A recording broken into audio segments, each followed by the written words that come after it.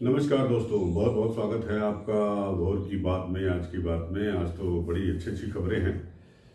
चलिए शुरू करते हैं कुछ बड़ी खबरों के साथ। हालांकि आज थोड़ा जल्दी मैं शुरू हो गया हूँ क्योंकि मुझे अपनी बेटी को स्कूल छोड़ने जाना है, उसके प्रैक्टिकल्स हैं, तो सुविधा के लिए क्षमा चाहूँगा। तो चलिए शुरू करते हैं। सबसे पहले अब लीजिए, बॉन्ड का जो डेटा है वो सामने आ गया है। जी हाँ, मैं पोल बॉन्ड या इलेक्ट्रॉल बॉन्ड की बात कर रहा हूँ। तो इलेक्ट्रॉल बॉन्ड के बारे में जो डिटेल कल चुनाव आयोग ने सुप्रीम कोर्ट को सौंपी थी, तो सुप्रीम कोर्ट के आदेश के बाद उसने अपनी वेबसाइट पर डाल दिया और इस तरह से वो डाटा सार्वजनिक हो गया। बड़ा इंटरेस्टिंग डाटा है। और साथ साथ ये भी हम चर्चा करेंगे कि क्यों नहीं पार्टियों ने चुनाव आयोग का इसका ब्यौरा दिया कि उन्हें किससे कितना चंदा मिला है। और जबकि इलेक्शन कमीशन ने 2019 में ही उनसे ये पूछा था, उनसे चिट्ठी लिखा था उनको कि भाई बता दीजिए आपको किससे कितना चंदा मिला है, तो उस वक्त किसी पार्टी ने ये बताने की जहमत गवारा नहीं की। वो चिट्ठी भी शायद इलेक्शन कमीशन ने सार्वजनिक कर दी है, तो उसके बारे में चर्चा करेंगे। बहरहाल कि किस किस पार्टी ने जो है जवाब नहीं दिया, किस किस पार्टी को कितना मिला ये अभी चर्चा कर रहे हैं, और किसको नहीं मिला वो भी हम बताएंगे आपको। तो सबसे पहले आप ये जान लीजिए कि जो जानकारी है रविवार को सामने आई बॉन्ड से जुड़ी ये जानकारी सारे अखबारों में आज इसे एकदम फ्रंट पेज पे छापा है। सारे अखबारों में, कोई भी अखबार ऐसा नहीं है जिसने इसको लीड ना लिया हो। तो बड़ा इंटरेस्टिंग ये भी है कि सारे अखबार जो है आज इसको जो है एकदम अपनी टॉप प्रायोरिटी पे इन्होंने छापा है इसको। तो 12 अप्रैल 2019 से पहले की है ये जानकारी, और बॉन्ड्स के जरिए सबसे ज्यादा 6,986.5 यानी 50 करोड़ रुपए, लगभग 7,000 करोड़ रुपए मान लीजिए, 14 करोड़ कम है, 13.5 करोड़, ये बीजेपी को मिले हैं, जो कि सबसे ज्यादा है। और इसमें भी 2019-20 में 2,555 करोड़ रुपए मिले थे। जिस साल चुनाव हुआ था 19 में, उसके बाद 20 में मतलब एक साल में इनको करीब 2,500 करोड़ से ज्यादा मिला। उसके बाद सेकंड नंबर पे कांग्रेस नहीं है, तृणमूल कांग्रेस है। तृणमूल कांग्रेस का नंबर जो है उस सेकंड है, और इसको 1,397 लगभग 1,400 करोड़ रुपया चंदा मिला है। डीएमके भी है इसमें, तमिलनाडु की, और डीएमके को 656.5 करोड़ यानी 656 करोड़ रुपए इसको बॉन्ड मिले हैं। और अकेले इसे future gaming and hotel services limited से 509 करोड़ रुपए मिले हैं। बीजेपी, कांग्रेस, टीएमसी समेत ज्यादातर दलों ने चंदा देने वालों का खुलासा नहीं किया था। डीएमके, एआईडीएमके और जेडीएस सहित 5 दलों ने सिर्फ ये जानकारी दी थी। आंकड़ों में कहा गया है कि समाजवादी पार्टी ने चुनावी बॉन्ड के जरिए 14.5 करोड़ कमाए हैं। ये मेरे इंटरेस्ट की खबर थी। ये 14.5 करोड़ रुपया समाजवादी पार्टी को चुनावी बॉन्ड के जरिए चंदा मिला। साथ ही साथ एक और इंटरेस्टिंग बात बता दूं आपको कि हमारे नीतीश बाबू को, जेडीयू को भी 10 करोड़ रुपया मिला। जी हाँ, 10 करोड़ रुपया उन्होंने गुप्त दान के जरिए मिला। उनके ऑफिस में कोई रख के चला गया था, इसका खुलासा उन्होंने कल सार्वजनिक किया इसको। तो 10 करोड़ रुपया उन्हें भी मिला, लेकिन आरजेडी को कितना मिला ये नहीं पता चल पाया है। तो अब जरा सा एक आंकड़ा हम आपको बता देते हैं कि बॉन्ड से किस पार्टी को कितना चंदा मिला है। ये छपा हुआ है नवा टाइम्स में, देखिए आपको मैं पढ़ के सुना देता हूँ। देखिए, बीजेपी, जैसा मैंने आपको बताया, 6,986.5 करोड़ रुपए इसको मिले। दूसरे नंबर पर टीएमसी 1,397 करोड़, बीआरएस 1,322 करोड़, उसके पहले कांग्रेस है 1,334 करोड़, यानी बीआरएस चौथे नंबर पर है 1,322 करोड़ के साथ, और कांग्रेस तीसरे नंबर पर है 1,334 करोड़ के साथ। डीएमके 656.5 करोड़, वाईएसआर, जी हाँ वाईएसआर आपकी तेलंगाना की जो उनकी कंपनी वो पार्टी है, 442.8 करोड़, समाजवादी पार्टी 14.5 करोड़ और जेडीयू 10 करोड़। अब देखिए, बीजेपी के बाद बॉन्ड से चंदा मिलने में दूसरे नंबर पर तृणमूल कांग्रेस है। जैसा कि मैंने आपको बताया, कांग्रेस को 1,334 करोड़ और तेलंगाना के चंद्रशेखर राव की पार्टी बीआरएस को 1,322 करोड़ रुपए बॉन्ड से मिले। बॉन्ड खरीदने में दूसरे नंबर पर है मेघा इंजीनियरिंग ने, डीएमके को भी 105 करोड़ दिए हैं तमिलनाडु में।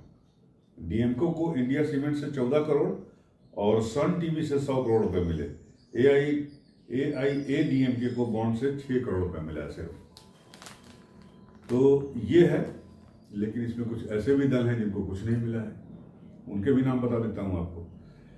अब इसमें कई दलों को चुनावी बॉन्ड से करोड़ों का दान मिला है, लेकिन एक बड़ा तबका ऐसा भी है जिसे राजनीतिक फंडिंग के जरिए इस योजना से कोई पैसा नहीं मिला है। मायावती की पार्टी बीएसपी ने चुनाव आयोग को बता दिया कि उसे इस बॉन्ड से, इस इलेक्ट्रोल बॉन्ड से कोई फंडिंग नहीं मिली है।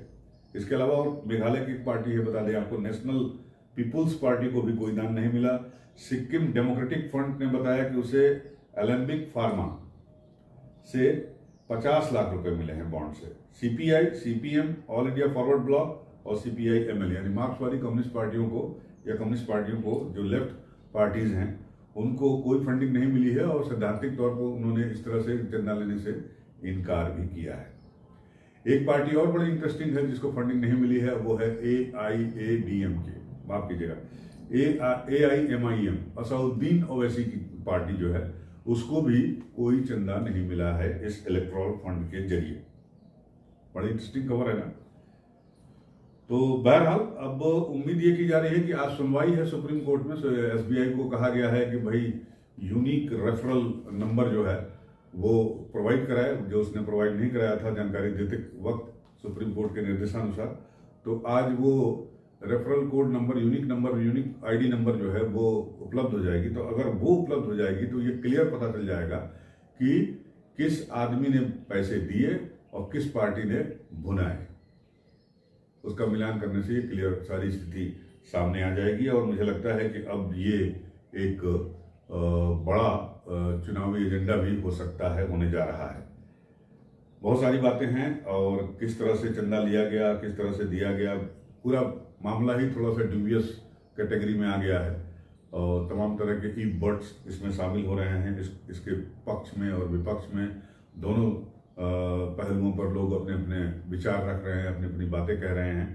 हम भी चर्चा करेंगे इसके पक्ष और विपक्ष दोनों पहलुओं पर। तो उसके पहले हम आपको एक इंटरेस्टिंग बात ये भी बता दें कि चुनावी बॉन्ड से जिन पार्टियों को सबसे ज्यादा चंदा मिला है, जैसे आपको मैंने नाम बताया, BJP, TMC, Congress, BRS, BJD, DMK, YSR, इन लोगों ने चुनाव आयोग द्वारा जानकारी मांगे जाने पर भी, पूछे जाने पर भी नहीं बताया कि इनको पैसा कहां से मिला है, इनको पैसा किसने दिया है, दान किसने दिया है, बॉन्ड किसने खरीदा है। इन्होंने ये बताना उचित नहीं समझा है। अब देखिए, जागरण ने इसको लीड खबर छापी है। सिर्फ यही एक अखबार है जिसने इस एंगल से खबर छापी है, बाकी तो सबने डिटेल छापा है कि किसको कितना मिला, क्या हुआ, कैसे हुआ। लेकिन इसमें बड़ा इंटरेस्टिंग है ये मामला कि इसने छापा है कि चुनावी बॉन्ड के जरिए जिन पार्टियों को सबसे ज्यादा चंदा मिला वे इससे जुड़ी सूचना सार्वजनिक करने में आनाकानी कर रहे हैं।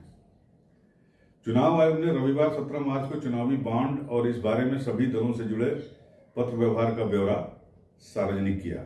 द्रमुक, अन्ना द्रमुक, राष्ट्रीय क्रांति पार्टी, जनता दल एस जैसी, ये मतलब 4-5 ऐसी पार्टियां हैं, खासकर तमिलनाडु की दोनों पार्टियां, डीएमके और एआईडीएमके, राष्ट्रीय क्रांति पार्टी, जनता दल एस जैसी गिनी चुनी क्षेत्रीय पार्टियों को छोड़ दिया जाए तो अधिकांश दलों ने यह नहीं बताया है कि उन्हें किस कंपनी या व्यक्ति से चुनावी चंदा मिला है। बीजेपी, तृणमूल कांग्रेस और आम आदमी पार्टी ने यह तो बताया है कि उन्हें कब और कितनी राशि के बॉन्ड मिले हैं, लेकिन दानदाताओं की सूचना नहीं दी है। तृणमूल कांग्रेस और कांग्रेस ने एसबीआई पर सारा दारोमदार डाल दिया है कि भैया तुम भी बताओ, तुमसे पूछा गया है तो तुम बताओ जाके कि वो मिले बॉन्ड की जानकारी चुनाव आयोग को उपलब्ध कराए। कुछ राजनीतिक दल चुनावी बॉन्ड में पारदर्शिता के अभाव का आरोप लगा रहे हैं, लेकिन खुद सूचना नहीं दे रहे हैं। ये बड़ा इंटरेस्टिंग है। भाजपा ने तर्क दिया है कि उसे लोक प्रतिनिधित्व कानून 1951 और आयकर अधिनियम 1960 के तहत जो भी चुनावी चंदा मिला है उसे सार्वजनिक नहीं करने का उसको अधिकार है। अब आपको बता दें कि सुप्रीम कोर्ट के आदेश पर चुनाव आयोग ने सारी जानकारी बंद लिफाफे में शीर्ष अदालत को सौंप दी थी और ये बंद लिफाफे सुप्रीम कोर्ट के आदेश पर राजनीतिक दलों ने आयोग को दिए थे। बाद में कोर्ट ने इसे आयोग को लौटा दिया और इसे 17 मार्च को वेबसाइट पर डाल दिया गया और सार्वजनिक कर दिया गया। ये कयास लगाया जा रहा था कि इससे किस कंपनी ने किस पार्टी के पक्ष में चुनावी बॉन्ड खरीदा है, यह पता चल जाएगा, लेकिन ऐसा फिलहाल अभी ऐसा नहीं हो पाया है। एसबीआई द्वारा प्रस्तुत शुरुआती जानकारी में 12 अप्रैल 2019 से चुनावी बॉन्ड योजना निरस्त किए जाने तक राजनीतिक दलों को दिए गए चंदे का विवरण था। रविवार को अपलोड की गई फाइल में 1 साल पहले अप्रैल 2018 से कितने चुनावी बॉन्ड राजनीतिक दलों को जारी किए गए हैं, इसका ब्यौरा दिया गया है। इसमें यह भी है कि जिस पार्टी की राज्य में सरकार है उस पार्टी को, क्षेत्रीय पार्टी को ज्यादा पैसा मिला है। तो अब देखिए कि जो पार्टियां हैं उन्होंने इसके फेवर में क्या कहा है, क्या तर्क दिए हैं। ये भी छपा है इस अखबार में, सारे पार्टियों के उसमें छपे हैं। तो मैं जरा आपको एक एक करके बता देता हूं कि किस पार्टी ने जो एक दूसरे पे आरोप लगा रहे हैं कि तुमने चोरी की, उन्होंने कहा कि तुमने चोरी की, उन्होंने कहा कि तुम बड़े चोर, उन्होंने कहा कि तुम बड़े चोर, मेरा चंदा साफ उसका चंदा गंदा। तो जानकारी देने के मामले में इन लोगों ने क्या क्या कहा है, जरा ये भी सुन लीजिए आप लोग। ये है बीजेपी पे सबसे पहले आते हैं। इसमें छपा हुआ है जानकारियों को साझा करने से छूट मिली हुई है। बीजेपी का ये तर्क है चुनावी बॉन्ड इस उद्देश्य से लाया गया था कि इसमें सिर्फ वैध राशि का इस्तेमाल हो, इसमें चंदा देने वालों को किसी दूसरे प्रभाव से बचाने का भी इंतजाम है, यानी व्यवस्था है। ये भाजपा का कहना है। ये तर्क दिया है इन्होंने जानकारी नहीं मुहैया करने के बारे में। कांग्रेस सुप्रीम कोर्ट के आदेश के मुताबिक एसबीआई को चुनावी बॉन्ड स्कीम की जानकारी उपलब्ध करानी है। किसने बॉन्ड लिए और इसकी राशि कितनी थी, इसे किस खाते से लिया गया, इसकी जानकारी मांगी है। मतलब इन्होंने एसबीआई पे छोड़ दिया है कि एसबीआई बताए। तृणमूल कांग्रेस क्या कह रही है, ज्यादातर बॉन्ड हमारे ऑफिस भेजे गए या ड्रॉप बॉक्स में डाले गए, इन्हें देने वालों के नाम या दूसरी जानकारी हमारे पास नहीं है। देख रहे हैं साहब, एसबीआई के पास बॉन्ड की सारी जानकारी होगी, एसबीआई इनकी जानकारी दे दे। ये तृणमूल कांग्रेस का कहना है। मतलब ये ऑफिशियल बयान है जो अखबार में छपे हैं। द्रमुक क्या कह रही है, चंदा देने वाले पक्ष का नाम गोपनीय रखने का अधिकार है। सुप्रीम कोर्ट के आदेश के बाद हमने बॉन्ड देने वाली कंपनियों से संपर्क किया और उनसे संबंधित जानकारी ली है। अब चुनाव आयोग को सारी जानकारी दे रहे हैं। इन्होंने थोड़ा बहुत वो कहा है कि भाई हम दे रहे हैं।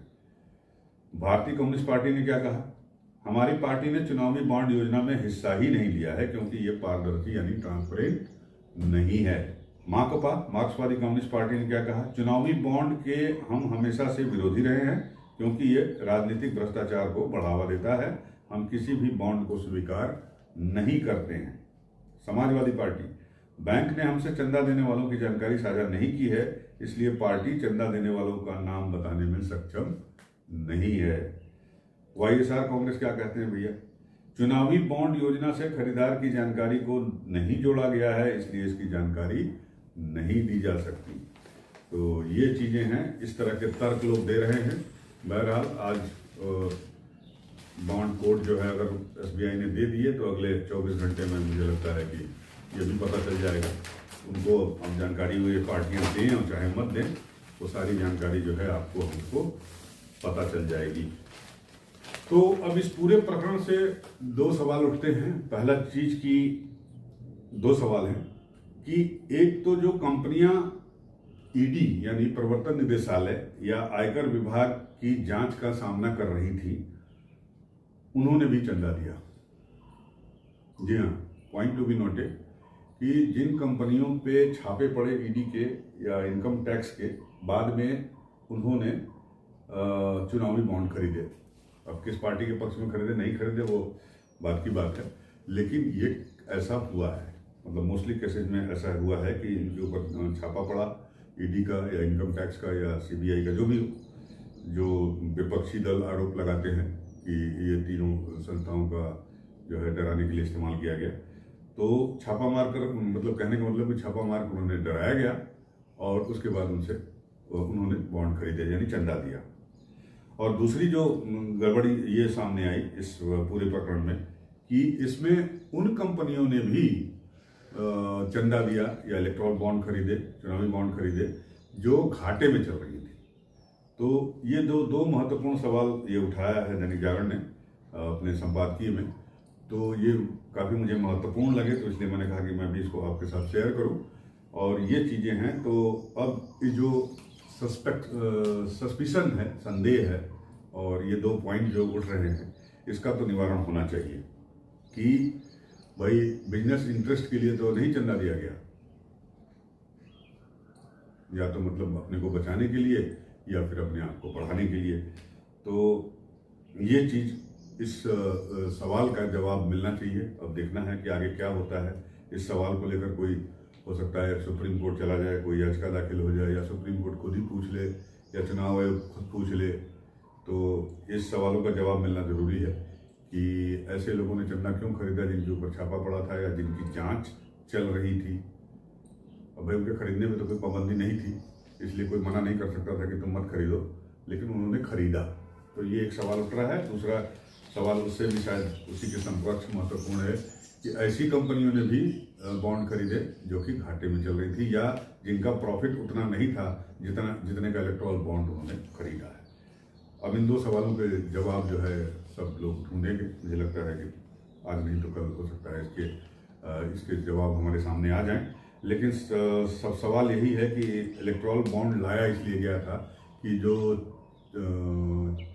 पॉलिटिक्स में या चुनाव के दौरान काला धन इस्तेमाल होता था उसको रोकने के मकसद से इस इलेक्ट्रॉल बॉन्ड स्कीम को लाया गया था।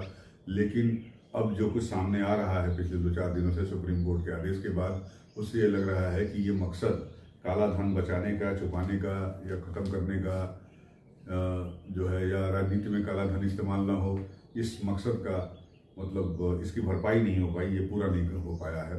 तो लिहाजा ज़रूरत ये भी है कि एक सारी पार्टियां मिल बैठकर जो है तय करें और सर्वदलीय बैठक की जाए। सर्वदलीय बैठक में ये तय किया जाए कि कौन सी ऐसी सिस्टम लाया जाए या इस इलेक्ट्रॉल बॉन्ड के सिस्टम जो या मैकेनिज्म जो ये बना है इसी में क्या सुधार किया जाए जिससे जो है ये पूरा का पूरा ट्रांसपेरेंट हो सके। क्योंकि अगर लोकतंत्र में अगर वो चुनाव की प्रक्रिया में या पॉलिटिकल पार्टीज में काला धन आता है तो ये हमारे लोकतंत्र के लिए भी शुभ लक्षण नहीं है, क्योंकि हम दुनिया के सबसे बड़े लोकतंत्र में शुमार होते हैं। बहरहाल, तो इस चंदा प्रकरण पर मैं आपकी राय जानना चाहूँगा। आप जरूर 2 लाइन लिख के जरूर हमारे कमेंट बॉक्स में आइएगा, बताइएगा कि जो सवाल हैं इनके जवाब मिलने चाहिए या नहीं मिलने चाहिए। तो चलिए आज की बात यहीं समाप्त करते हैं। बहुत बहुत धन्यवाद। नमस्कार।